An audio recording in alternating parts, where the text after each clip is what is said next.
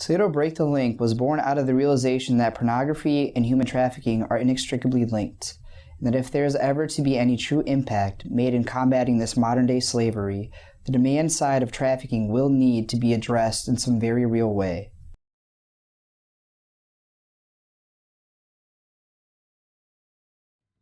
For decades, pornography has been a silent intruder throughout our culture, in our homes, in our hearts, a stealthy destroyer of minds and marriages, and of the very substance of what it means to be made in God's image.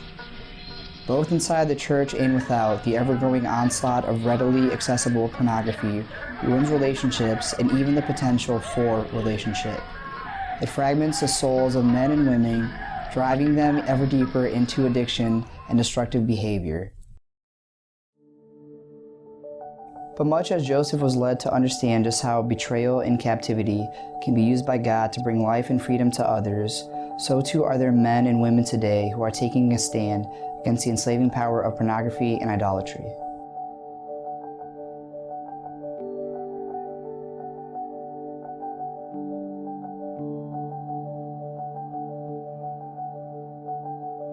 For almost 4 decades, I was trapped in pornography. I was addicted. From the age of 10 or 11 years old, when I first started seeing it, it became the most driving force and desire and need in my life. For almost 4 decades, it controlled me. It was something that's been around with me for probably over 22 years, that kind of stumbled into as a boy and became very good at hiding, or at least thinking I was hiding. And it had kind of festered and become an intrinsic part of my life. It was something that I just felt doomed to continue repeating over and over. For many years I have been, or many years I was, paralyzed, I believed, in ministry opportunities, because I would want to say something to somebody or pray for somebody, and then the thought will come into my mind, Gabe, you can't even take care of this on your own. You know, you're struggling yourself. How dare you talk to someone else about X, Y, or Z? See, a lot of times when we're becoming adults or growing into the people we are, stuff happens and it shapes us. And it shapes us accidentally. It's not intentional. We start doing things as a default, not even aware that we're doing them. So to try to undo something is pretty darn impossible. The materials we use in this ministry to help men and women who find themselves in these dark places, I can't say enough about it.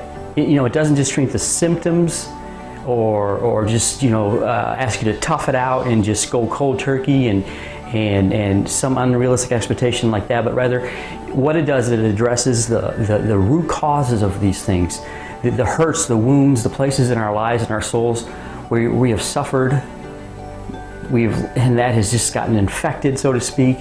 And in order to medicate those things, those places, those hurts, we've latched on to something like pornography. I know now that it would have never stopped. It would have never stopped. And so, yes, was it fun to explain that to my wife? No. That I was going to join Pure Desire? No. Was it fun just raise my hand and say I need Pure Desire? No, it was not. But like most things that we deal with, most things that are worth it are not easy. It was through the Pure Desire group that it challenged my thought life, which is something I had never considered before. That there were certain thoughts that were happening that was pushing me down a path that every time was going to land at the same spot. And it wasn't until those barriers, the reasoning for that thought started to be challenged, that I could go back and kind of challenge and heal old wounds that would start this cycle all over again. There's a depth of relationship, a breadth of truth that can't be hidden from if you're going to honestly open your heart in this circumstance. If you come truly prepared to do the work, to partner with the Savior as He cleans out your closets, it's indescribable.